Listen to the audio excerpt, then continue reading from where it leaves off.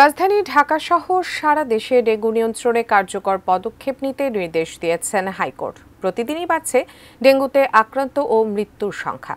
পরিস্থিতির মারাত্মক অবনতি হওয়ায় সর্বোচ্চ আদালতের এ ধরনের নির্দেশনা এলো। আমাদের প্রতিনিধিরা সিটি কর্পোরেশন ও পৌরসভাগুলোতে সরেজমিনে দেখেছেন ডেঙ্গু নিয়ন্ত্রণে কী প্রস্তুতি বা পরিকল্পনা তাদের। চলতি বছর ডেঙ্গুতে আক্রান্ত হয়ে মৃত্যু হয়েছে ৩৬০ জনের। রাজধানীর বাইরেও ডেঙ্গু পরিস্থিতির চরম অবনতি। চট্টগ্রামে গত ২৪ ঘন্টায় নতুন করে ডেঙ্গুতে আক্রান্ত হয়েছেন ৪৩ জন। এ নিয়ে চলতি মাসে বন্দরনগরীতে ডেঙ্গু আক্রান্তের সংখ্যা ৫১৩। এ মাসের প্রথম ১২ দিনে মৃত্যু হয়েছে ৮ জনের। যাদের এসি আছে, এসি তো আমরা পরিষ্কার করি না ৩ মাস ৬ মাস পর পর। এসির পানি হলো ভীষণ খারাপ, ওখানে লার্ভাগুলো আস্তে আস্তে জমতে থাকে।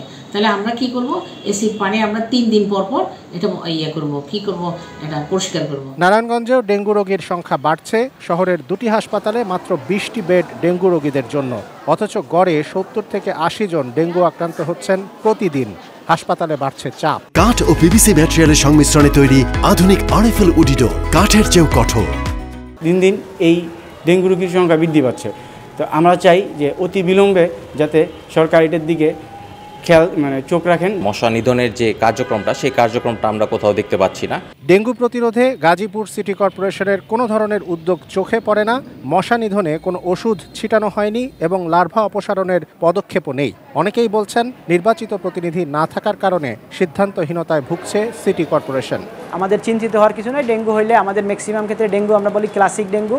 এই ডেঙ্গুগুলি ঠিক মতন জ্বরের জন্য প্যারাসিটামল খাইলে, বেশি করে ফ্লুইড খাইলে, আর মশারির নিচে থাকবে, রেস্ট নিলে ডেঙ্গু জ্বর সাধারণত ৪ থেকে ৫ দিন পরে ম্যাক্সিমাম ক্ষেত্রে ভালো হয়ে যায়। কুমিল্লায় গত ২৪ ঘন্টায় ৩০ জন ডেঙ্গুতে আক্রান্ত হয়ে জেলার বিভিন্ন হাসপাতালে ভর্তি হয়েছেন। কুমিল্লায় ওয়ার্ডে ওয়ার্ডে মশক নিধন কার্যক্রম ও সচেতনতা বৃদ্ধিতে কাজ করছে নগর কর্তৃপক্ষ।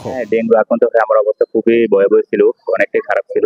আলহামদুলিল্লাহ এখন আজকে ৩ দিন ৪ দিন যাবত ট্রিটমেন্ট হওয়ার পরে আলহামদুলিল্লাহ একটু সুস্থ আছে। ফরিদপুরে বেড়েই চলেছে ডেঙ্গু আক্রান্ত রোগীর সংখ্যা, হাসপাতালগুলোতে আক্রান্তদের ভিড়। একই অবস্থা সাভারেও। পৌরসভার বিভিন্ন ওয়ার্ডে ছড়িয়ে পড়ছে dengue. Shamsul Arefin, desk report, ATN news.